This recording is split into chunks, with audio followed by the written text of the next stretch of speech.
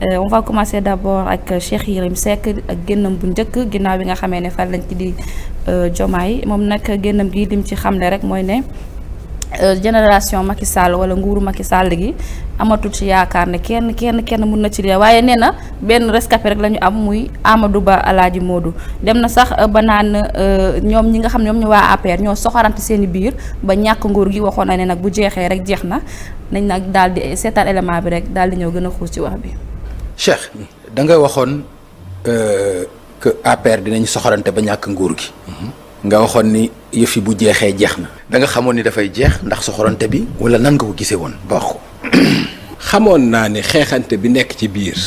ak bi Amadou Ba nekkee candidat clan yi formé woon ku nekk di ko gën a xeex opposition bi lii ci échec bi. c'est clair léegi nag bu jeexee jeex na.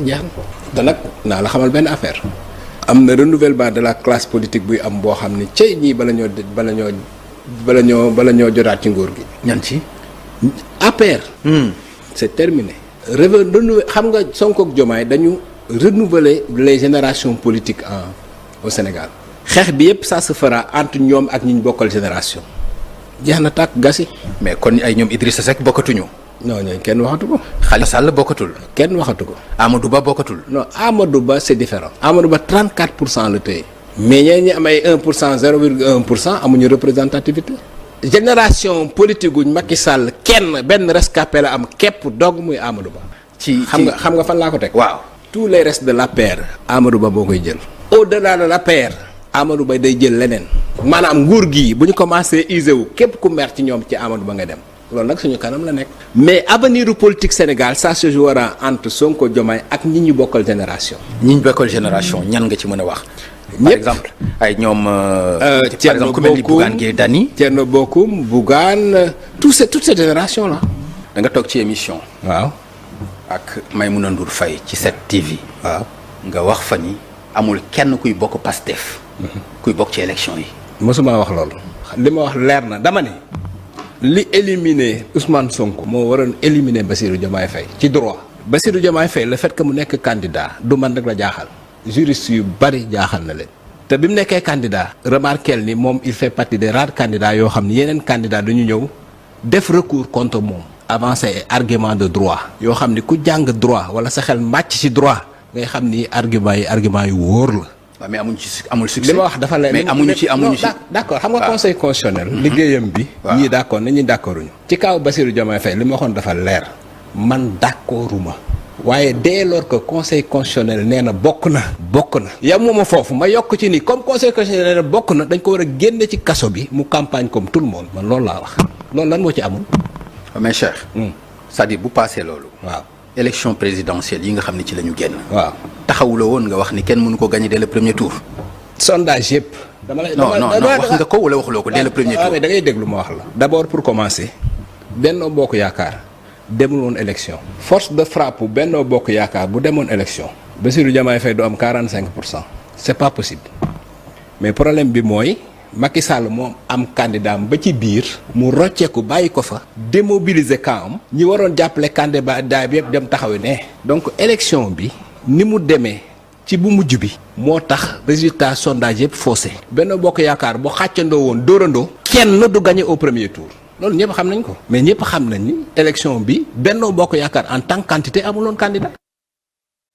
voilà mu ngi noonu Assane dégg nga kàddu yi nga xam ne Cheikh Yérim Seck yëkkati na ko mu mel ni rek moom nee na nguuru Macky Sall wala maa ngi jégalu ci kàddu gi sama naa nguuru Macky Sall génération Macky Sall benn rescapé la am muy Amadou Ba déjà moom éliminé ñoom Idrissa Seck ñoom ñëpp ana ban jàngal rek nga ci andi.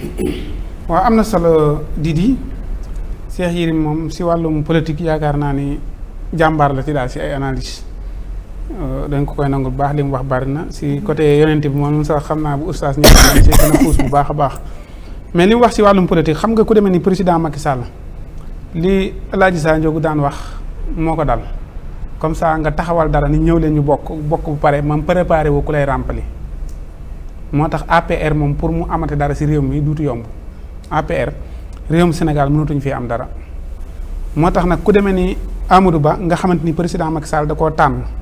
ni kii laa àndal dem ba si biir ñu dugal si yi si dugal si yu salte dugal si ay fakkastal dugal si ay xaste dugal si ba nga xamante ni bopp nit ñi jaxasoo dolli ca Sénégal yu bëri mere président Macky Sall ñii jéppi ko ñii bañ ko nga jël sa mbër teg ko mu dem ba am li mu am wax dëgg yàlla loolu ak njàmbaar la.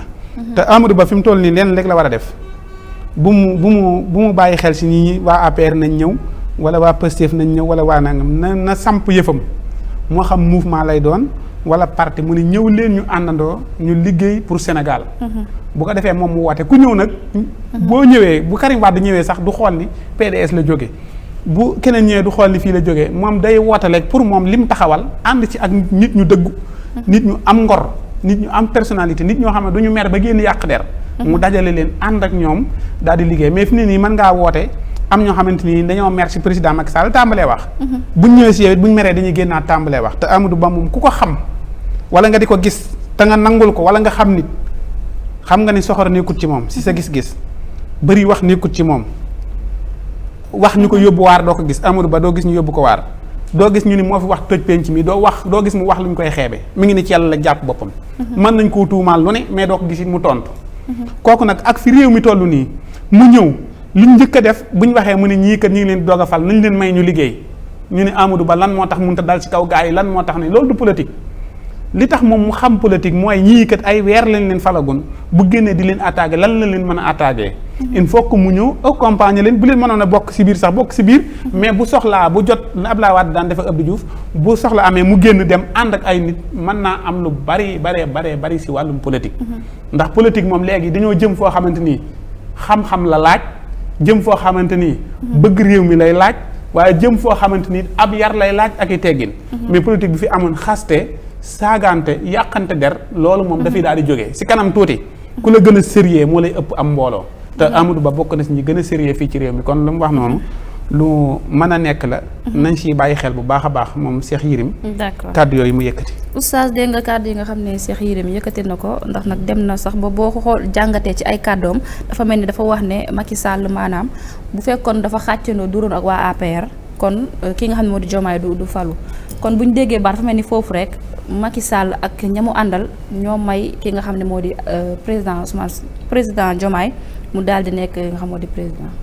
waaw xam nga Cheikh Yérim moom dafa maîtriser sénégalais yi dafa xam nu muy waxee ci wàllu politique te ndaanaan ñoom seen milieu bi nit mën ngaa wax dara ñu ni dañ la yóbbu vaar nga fekk nga xoolal question yi ko Pape Ngagne posé yëpp.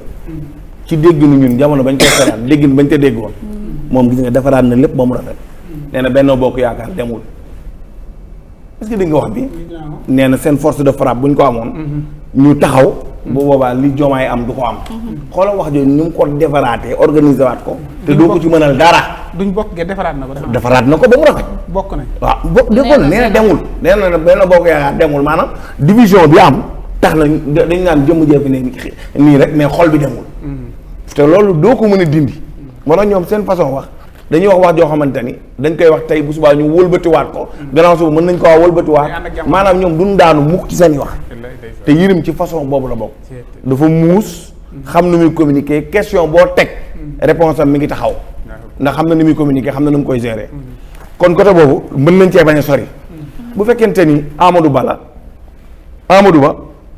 liñ naan yàlla mooy fale dinaa ci ñëw liñ naan yàlla mooy fale Moodu yàlla mooy fale cër ku ko yàlla joxit da nga ko koy nangul il faut ñu am lu ñu nangu ci Diomaye bii Assane sama waxu démb Moodu mooy sama waxu tey ba fii ñu toog nii critique Diomaye neexut yombul ba fi ñu toog nii Moodu critiquer ko neexul parce que boo critiquer doo am argument yoo mën a convaincre Sénégalais yi ci da ngay critiquer Diomaye même Sonko boo ko bëggee critiquer jamono bii doo am argument outil yooyu dajale pour mën a nii damay contre Sonko ci façon liggéey bi ñu am bëgg dee moo Njaay yàggul 3 jours dégg nga xamante ni yëgal nañ ko ci benn poste wàccee nañ ko xoola da nga naan sax li ñu naan jubal jubbanti boobu loolu ñu ciy incarné fas yéene nañ koo doxal ndax koo xam ne dañ la fal 3 mois ñu koy xëy jékki-jékki dindi nañ la ndax lan nee nañu wax yi bari na nag wax yi bari na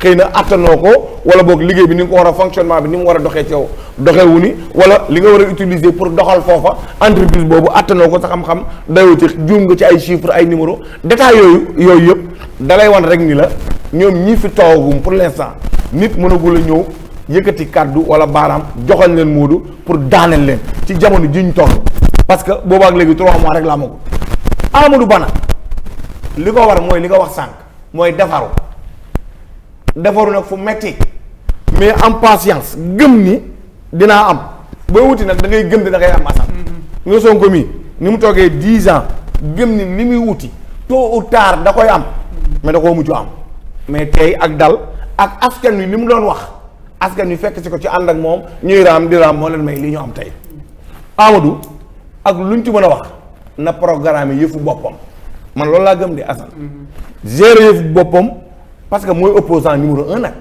coow li muy bari maa ngi dégg sax ñu ci wax bugaan mais nañu xam ni ginnaaw Diomaye Sonko li leer ba leer mooy Amadou Ba moo fi nekk ci wàllu élection yi ñu jóge loolu kon xaw leer nañ yaakaar naa beneen bi nag Assane Modou man ñu bare bokkuma ak ñoom gis-gis ci li Yérim def livre jëme ko ci yonent bi sallallahu alayhi wa sallam waaw lees gis boo ko ma teg ñu bari gis-gis Modou benn jam-jam laa koy wax jam-jam bi mooy heure bi mu defee livre bi ci yonent bi day dafa am jamono yu ñu ko soxla woon mooy jamono bi Sénégal lëndëmee jamono bi Sénégal jaxasoowee non bu dee normal na rek kay ay nit jamono yëpp si yem moom déedéet dama lay wax ba non jamono kay moom déedéet ku weeru koor ak maa ngi ñëw gàmmu gaag màggal gaa si yem bu dee livre bi moom jam heure rek la moom xam nga ñoom ñëpp seen affaire lépp lii mu def nii non da nga naan kay lépp am na ci politique la de wala amul erreur yi dama bu dee kii na moom baax na kaay wax la lépp ci politique la waaw lépp ci politique la te Yérim lépp lu mu def man ni ma ko analyser man sama njàngatu bopp Yérim lu mu def ak lu mu wax bàyyil xel lépp ci politique la koy teg yonent bi lay politique loo ma dégg lu ma la wax dama la Yérim lu mu def ak lu mu wax ak bàyyil xel ni lépp ci politique la koy teg parce que heure bi mu génnee livre bi su ko génne woon te jamono ji nga xamante ni boobu Macky fi nekk président waaw mbir yonent bi man Macky li si dégg lu ma la wax jamono ji ñuy jàpp nit ñi di leen tëj ci doole am ñuy dee jamono jooju la ñëpp waroon a génn def livre man daf maa war yow dalaa war lii mbiru jamono yooyu mbiru yonent bi la waaw falaa jëm ak yow amul heure léegi nag en tant que Yérim waaw déglu li ma tax ne Assane fii mu génnee livre bi dama cee kontaan waaw kay def gi mu ko def moom xam nga waaw su ñu demee ba ñoom intellectuel yi ñu dem a dem ba comprendre ni ndekete solution bi Seydina Mouhamad la bàyyi sax loolu la nga ko war a ñaawlu. attention maa ngi ñëw moom kay nee na ànd si. ñoom dama ne suñu demee ñoom moom ba période bii moom Yérim bind na fi lu ne bindee na lu ne critiqué na livre jàmbur ba taay nit génne na livre mu critiqué ko moom ci jëm boppam toog ba période bii Assane mu def livre wax ci yonent bi alayhi salaatu wasalaam xam nga dama ciy kontaan su ma seetloo ñu doon caricature Seydina Mohamed nekk bitim réew Occident di wax lu ñaaw di ko jëmee ci yonent bi alayhi salaatu wasalaam moom en tant qu'intellectuel mu jël di wax ci yonent bi alayhi salaatu wasalaam dama koy apprécier ndax yonent bi ñun ñii ñëpp ko war a tàgg day war ñun ñëpp ku mu mën a doon ku am sa baat bu neex woyal ku am sa pilim bindal ku am sa xalaat bu rafet waxal ndax Seydina Mohamed géej la moo yaatoo noonu léegi moo bi ñu koy wax bu ñu jógee ci màggal lu ñu fay def tàgg yonent bi li Serigne Touba bind la ñuy wax la mu wax rasulullah am na fu mu tàmbalee amul fu mu yem yonent li Seydi Hadji Malick wax ci yonent bi alayhi salaatu wasalaam kenn xamul lu moo tax Sénégal problème bi Yérim am ci livre bi mooy Sénégal dañoo bëgg yonent bi ba mokkalee ko ni ñu mokkalee Fatiha loo ci wax rek defal attention di nga am foo junj fekk Moodu da caa xam da caa spécialisé wu am foo junj fekk lu mu bon lenn nag la siira d'accord xam nga lu ñu d'accord Moodu histoire lenn dong la siira d'accord mooy yonent bi ana ku ko jur ñu ne Abdallah mooy papaam de kuy yaayam ñu ne xanaa Aminatu mooy yaayam lii amul werante ci Seydina Muhammad à part lii Moodu leneen lu ñu la wax ci yonent bi am na téere bu ko waxee nii kii waxee ko naa kële waxee ko nele li am solo ci moom mooy nañ ko roy ci yonent bi nañ ko roy nañ ko topp nañ ko bëgg. kon daal yeneen lu ñu wax si moom bu la neexee nga weddi ko. leneen lu ñu boo koy wedd tamit da ngay andi téere bu ko wedd tamit. xam nga soo weddee dara dingat nag. non di nga waaw góor mu leneen la moom. soo weddee yonent bi boo weddee ci moom ñaar dara yim teg kat man. dèjà moom am na lu mu wax te am na lu mu wax moom. yonent bi nee na ku ma fenal safara nga jëm. maa xam nga loolu. ku ko fenal. dama ni yonent bi alayhi salaatu dafa ni man kazaba alayya buniyaloo baytan fi jahannama la Seydina Muhammad wax moom ku fenal ku ma fenal man Seydina Muhammad kooko safara direct nga jëm. kon oustaz ki ne fi sa ginnaaw si yonent bi saaga na nag. kan la. kañe googu noonu te ne imaam la te du matu. lu koy masala loolu. waaw. waaw lu mu wax mu ni. ne yonent bi daa saaga. xam nga loolu da koy masala da koy masala non non bu xam nga loolu. loolu da koy masala oustaz. waaw amoon si yéen la rek. bu masala may xam nga waaw dinaa jox ñaar. waaw. gis naa ko xam ne moom dafa toog télé saaga. beneen bi ki xam nga yaradiku. man moom fii duguma ko fi. yaradiku non man xawma. non tudd tur rek.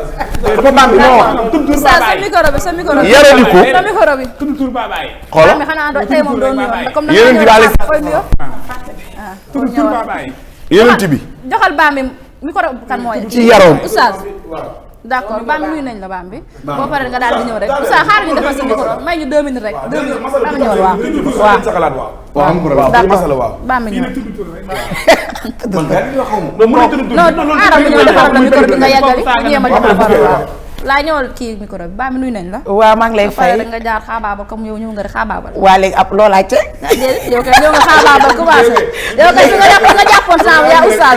eggal ma jàppoon taan neex na mais dafa am lu oustaz laaj foo beeg lu fi amoon bii passé léegi dañ ko xaar ci masala mu indi loolu parce que dana yonent bi kenn du ko fenal loolu moo tax ma paraxndiku ndax am na ko toog ci télé fenal yonent bi ne yonent bi saagante fekkew ko bàyyi fekkew loolu dina ci nekk sorti Yérim resma Seck bi lañ doon wax après boo ci amee loo ci sànni. Cheikh Yérim lu mu wax loolu laajte waaw léegi loolu laajte waaw dafa posé question non sorte bi mu def kay. waaw lan nga ci laaj lan nga ci lan nga bëgg ma wax sorte bi yëpp. waa sorte bi en fait am am na fu mu jëndee glace am na fu mu jëndee glace dafa pesé na bien ay moom ginnaaw bu ma leen nuyu autant pour moi baala merci beaucoup. jox naa leen seen wàccuwaay ñu lay les retardataires ont toujours tort nattu la destin dañ maa liggéey ki ma liggéey génn ma ci li ma def ngir yàlla bàyyi ñu ma yàq asan bi rek génn ma ci biteel bi li yàlla ma jëkk nuyu naa leen merci beaucoup moom sañse bi tuddee naa la ko waa tey nag bonheur moo ma sañsel moo ma habillé waa tey bonheur ma habillé parce que jeesneer yi ba tey ñëw ba tey jeexagul tabaski ba tey noir bi keroog bi tey bi lépp moom la ki ba jóga donc maa ngi leen di ziar oustaz wax la tab la naa la xarit na daal yéen ñëpp daal ma bañ a perdre temps donc Cheikh Yérim ñu ngi rafetlu génnam parce que jot na mu génn ndax boobu léegi mi ngi woon ci tunnel yi kenn dégg ko am na fu ma ànd ak moom am na fu ma ànd ak moom nee naa leen Ousmane Sonko tubaarkàlla laal mu jar a tudd am na ci lu bëri loo xam ne da koo pirate validé ay kàddoom nangu leen seen njiit itam nangu leen seen gañe ba xas waa APR ne nañ pare nañ ci nguur gi pare nañ ci réew mi te ak ay dëgg juumul parce que gis nga nit boo ko bëggee itam bu ko jey wax ko dëggam beneen bi ci topp Ousmane Sonko ku nekk xam ne dafa jëloon yonentu def ko royukaay def ko muy référence am def ko muy idolam donc loolu la julli di def loolu la nit ku baax di def da ngay roy mag ñu baax ñi rawatina yonent bi alayhi salaam ku ko roy ku ne rek doo juum te néew ma doo gàtt ndaxte li ñu mag ñi di wax moo weeru koor yam tant que jotul jóogu itam mënul wees donc kon moom waxam am na fu mu amee sens am na fu mu amutee sens mais wax na dëggam ndax dafa nekkoon ci frigo bi moom mi toog kenn déggu ko ndax moom mi yàkk na fi Ousmane Sonko njaay waaye tey changé waat na communication indi na ko ci version bu nice boo xamante ni xam na ne à tout moment réew mi fi mu toll ni wax rek fele la ndugg seen tubaarkàlla donc na gën a modéré langage am libre na mu wax remarque yi mu gis ci réew mi apprécier ñi fi nekk li ñu def ak li war a ñëw itam parce que dañ leen far pour 5 ans incha allahu taala ñu ngi ñaan itam renouveler waat yeneen 5 ans yi defi 10 ans bu ñu jeexee le président Ousmane Sonko jël sama ñaan d'accord El Hadj Modou jàngali kàddu yi nga xam ne Cheikh Yérim yëkkati na ko mu mel ni Cheikh Yérim moom dafa bokk ci ñi nga xam ne falum Diomaye bi da koo bett trop d'après ni mu waxee. waaw maa ngi nuyu Bambi bu baax a baax. di wax di sopp tuuti sama kàddu ci kàddu oustaz. waaw man di Yérim am na foo xam ne maa ngi ko ci félicité ndax travail intellectuel la def xam nga travail intellectuel mooy itte bu mu jël dem gëstu yonent bi sallallahu alayhi wa sallam. yéex na am gaaw na kam def na effort pour gëstu ko andi ko ci penc mi waaye dama koy fàttali ne moom Yérim man de bokk man. ma Yérim maa ngi xaar livre bi génn comme ça ñu dem ñu yër ko comme ñëpp mais li mu wax ci émission bi man day jàngalu ma dara lu bees ci yonent bi ndax ñu dañoo nekk xale nekk ci daara ji di forantu ñu màgg ak ay histoire yonent bi xam nga yonent bi nag soo bëggee wax ci histoire am gëstu weer wala ñaari weer ñetti weer sax mënu tax nga xam li ngay wax ci yonent bi ndax tey jii nii dégg naa ko mu ne dem na Égypte dem na xawma fan ak fan oustaz dafa dugg foofu ci lu am solo te dafa ko àndi ci fin wu kàddoom te mënoon na commencé foofu noonu mooy ginnaaw boo génnee ay waajuram Abdallah Aminata maanaam histoire am lu ci bari dafa bari version te moom voyage yooyu mu def dem ci yenn dëkk yi mun a andi version boo xam ne ñun bokkul ak version bu ñu jot ndax man yonent bi maanaam suñu mag ñi rek dañ ma cee doy man du ma ci déglu keneen te mun naa joxe exemple nag tey bu nekkee da nga dem nga yër xilaasul zahab bu Cheikh Sidi Hadji Malick lan la ni mën a wax lu ëpp loolu ci yonent bi dañu wax ne dëgg donc non bari na diwaanu Cheikh Ibrahim c'est-à-dire que dafa bari nga ñëw tey ci Serigne Touba c'est-à-dire que ñun li ñu am ci yonent bi daf ñu bees moom Yérim mënuñu cee andi lu bees loolu foofu laay tàmbalee mënuñu ci andi lu bees malgré nag ñu ngi saluer effort yi mu def pour kii bi léegi nag ñu xaar livre bi génn pour ñu mun ko yër pour xam lan ak lan la ñuy man day wax dëgg fa yàlla ba fi ma toog nii dem jël ay gàmmu Maolana Cheikh Ibrahim Niass 65 60 nangam 68 70 ba ci gàmmum yu mujjoo day toog di wax ci yonent bi bu bët set te maanaam Yérim li mu andi lépp ñun loolu mambaay daf ñu ko andil ba am loo xam ne Yérim mënu koo andi man effort man coono bi mu daj dem ay Égypte yooyu man loolu laa njëkk a laajte pourquoi moom déjà nee na taalibe Baay la d'accord naa moom bu yëroon yemoon kese ci Maolana Cheikh Ibrahim Niass mën na bind encyclopédie waxuma la livre de encyclopédie def tome 1 tome ba tome nangam te yonent bi du jeex bu yemoon ñëw rek ci xilaas bu Seydi Hadji Malick mën na ci bind ay tome yu dul jeex ndax Seydi Hadji Malick ni mu bindee ci yonent bi dafa yéeme da ngay dem nga gëstu léegi man li ma jaaxal nag mooy moom mu dem Yérim moo ñu mag dem ba mu âge bii nii di soog a rendre compte ne comme li oustaz wax que yonent bi lii la ma loolu mooy sama problème ndax loolu ma du cee fekk Sénégalais yëpp muy benn léegi nag fi may sante yàlla mooy su fekkoon ne man xaw ma dara ci yonent bi ma déglu Yérim ni muy waxee ci politique bu fekkee ni muy waxee ci politique noonu lay waxee ci yonent bi Yérim kon yàq na lu bari ci soir yonent bi ndax dafa ñëw ci wax na ci yonent bi ñu bàyyil ko xaar ba livre bi génn ñu yër ko soogu ma andi suñu xalaat mais dañuy ñëw ci politique bi nga xam ne dafa fekk mu nekk ci penc bi ñu ñëpp ñu fekkee ko mu ne ñii demoon élection bi yëpp dem nañu retraite sauf Amadou Ba ndax Amadou Ba dafa toog ci 34%. fii laa toogoon ci fi Bambi toog nii ma ne ku yor nguur lu mu gàtt mën a am moins de 30% ci élection ndax loolu moom nguur la ak lu mu àndal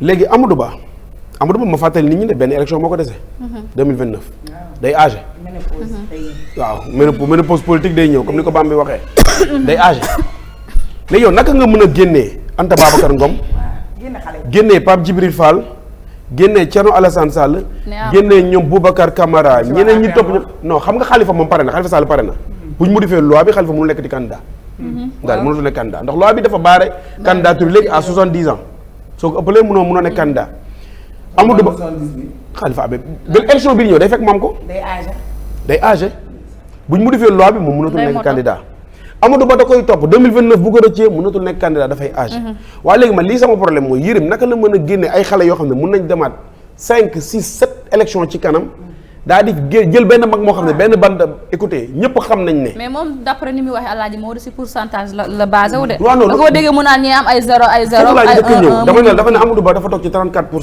foofu laa njëkk ñëw dama ne la 34% yi Amadou Ba toog. da koy Amadou Ba moomu ko benn. moomu ko mën nañ ko boole ci ratio Macky Sall malgré Macky Sall moomu ko di dama bëgg nga déglu baax ni ma lay wax. d'accord Macky bu campagne ñoon Amadou Ba campagne. Parti socialiste AFP Anta Babacar Ngom dem fekki leen Alassane Sall Pape Djibril Fall maanaam ñëpp contre Diomaye gañe leen foofu la réew mi tolloon man li sama problème mooy xam nga man problème bi la am ak ñi ñuy wooy intellectuel ci réew mi ñu ne dañuy analyser politique te wax dëgg fa yàlla ñoom seeni analyse dafay uteeg réalité politique bi Sénégal ku waxuma am xam-xam de ku mënoon am bët di xool lu tollu 1 mètre xam nga ne élection bii di ñëw Ousmane Sonko wala ku mu àndal daf koy gagné mais loolu dañ ko wax fii ne élection bi ñëw bam bi ñaata lañ ko wax fii nii ma ne leen Ousmane Sonko bi ma koy wax Ousmane ko du moo dàq politique gars yi te boobu élection ñëwagul de ma ne ko moo nar a nekk nit ku njëkk a joxañ nit ñu fal ko boobu élection amagul boobu nit ñi dañoo jàppoon ne ñun waxi par loolu la ñuy wax te wallahi azim da nga doon génn rek nga wax Sénégalais nga xam ne ak dégg ñoo fi mu dañoo jàpp ne dafa ne bennoo maanaam bennoo bu ñu bennoo woon ma ne la bennoo bu ñu bennoo woon ma andi Macky Sall mu wàcc comme ñëpp ñoom ñëpp ñu def li ñu war a def teewul Diomaye da leen di gagné parce que foofu la Sénégal toll léegi nag nga ñëw nag ci moom Yérim le fait que mu génnee xale yi ne Amadou Ba rek moo ci nekk rescapé te Amadou Ba benn élection dese ko muy 2029 te ñëpp xam nañ Amadou Ba mënul desewaat 2029 déet loolu moom wax dañ ko war a teg fi mu leer Amadou Ba élection 2029 bu ñëpp demee ànd ak moom Amadou Ba mënul gagné élection boobu noonu loolu dafa leer c'est parce que nit ki mënoo yor nguur ne ca biir pendant 12 ans Amadou Ba dañ koy comptabiliser ci 12 ans wu Macky Sall xam nga lu tax Amadou Ba dafa nekkoon DGID ci jamonoy Ablaye Wade bi muy wàcc boobu Amadou Ba mi ngi nekk directeur général des impôts et domaines ñu Macky Sall ñëw au lieu mu bàyyi ko ci poste ba tuuti après yéegal ko andi ko def ko ministre kon moom même ci biir 12 ans yi am na benn 2 ans ou 3 ans boo xam ne peut-être nekkul ministre mais dafay nekk comptable ci régime Macky Sall yow nga yor nguur 12 ans Macky Sall jël appareil bi ñu ne mu ñoom appareil bi ñu doon wax naan moo gën a mag ci coalition politique jiital la ne la yow yaay candidat bi yow nga wër campagne ñëpp munoo am 35% te man pour man 35% yi sax dafa ëpp 35% yi pour man sax dafa waaw dafa ëpp non dafa ëpp ñoom li ñu bëggoon rek mooy di grignoter di wàññi ba su Diomaye ba ñu demandoo aw bolotage ñaan Diomaye am na 49 bi ñu ne dem deuxième tour ñoom loolu rek lañ bëggoon ak fu mu yokkal nañ ko yokkal mais 34% la wax la am yow xool li ma la wax lépp def nga 12 ans pouvoir yéen a yor nguur yaa nekkoon premier ministre ba fa nekkoon ñu jël ñu ne appareil bi gën a mag ñu jox la ko te yow mënoo am kaar léegi opposition nga nekk léegi yow yoratoo nguur appareil ba nga yoroon benn tasaaroo na yaa ngi dégg baax li ma lay wax non dafay tasaaroo sax ab benn moom day tasaaroo Amadou Ba nag mun na créer courant boo xam ne nangam ba appareil ba tas na yow maanaam lépp li nga amoon ci avantage perte nga ko léegi yow benn élection dese la muy 2029 ku am xalaat dina ne kii day gagné 2029 ah non kon li ma wax bëggoon mooy Yérim moom Amadou Ba moo njëkk a dem ndox ma moo ñu mu àndal ñoom ñëpp dañuy dem ndox ma toog léegi nag mu am une alternance générationnelle koo xam ne moom mooy ñëw foofu d'accord naa ci ak moom léegi alternance boobu nag bu ñëwee après les jeux vont se définir ci kanam fi may tëjee mooy li mu wax VAR ba oustaz ne lay na ko layu ko de gis nga Yérim gënu ñëw muus ñun yaa ngi dégg jàppoo ne lay na ko non déggoo li ma wax layu ko xam lu tax layu ko dafa wax ak Maymuna maa ngi nuyu Maymuna dafa ne Maymuna nga foog ne li fiy jëlee Ousmane moo fiy bàyyi Diomaye loolu wax carrément waxu ko woon amul yaakaar de moom mu wax ja mënoon na ko jël mu jël ko ak ay pincettes ndax jamono boobu noonu am na ñu naan Diomaye day bokk moom mu ne ko nga foog li dafa ak ironie ne ko nga foog li fiy bàyyi Ousmane nga foog wax dem ba ne Pastef kenn du ci bokk loolu la wax. waaw ba Pam Ngañ sax baar na ko ci ay. voilà léegi mu ne. Diomaye candidature am warul bokk man léegi Diomaye lan moo waroon empêcher candidature am loolu laa bëgg ñu wax ma ko. Diomaye malgré mi ngi kaso.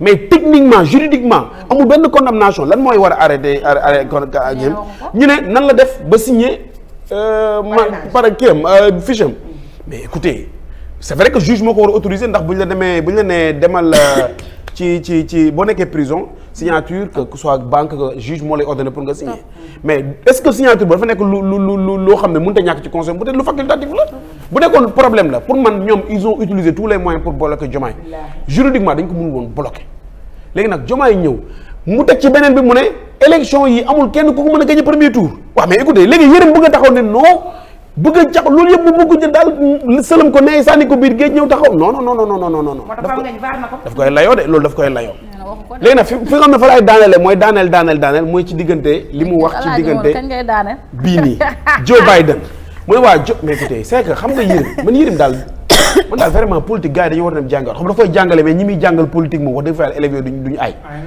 waaw non yow Yérim mu ne Diomaye bi ñu ko falee bu ñu ko defee prestation serment ci ngoon gi la waroon fanaani Amérique léegi mu ñëwee ne Biden maa ngi nii expliquer lu bari waaye léegi yéen moom dafa foog ne bàyyi dem mun naa xëy rek ne Amérique jox leen non mais c'est que xaw fi àdduna toll.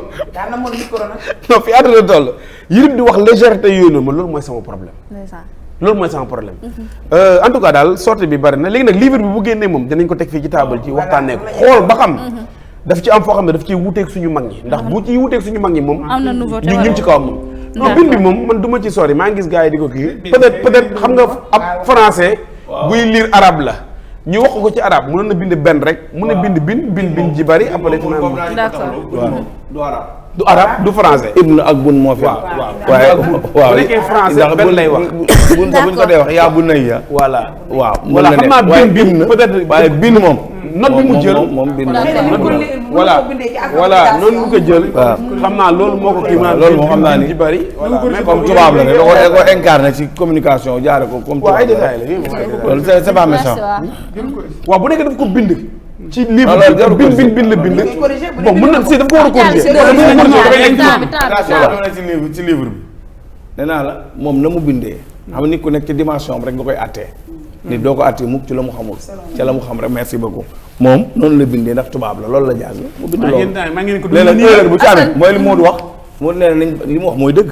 foog ñu teg livre bi. ba di suivre ko lecture doo ko mën a teg taabal ci mais saa yi lu jotal lu dëgg wax noonu mooy dëgg. voilà lu mu ci jëlee ci alerte nit ñi nañ tey wax na nañ bàyyi ba indi livre bi lire ko. waaw kay man gis ko bu gis après là on pourra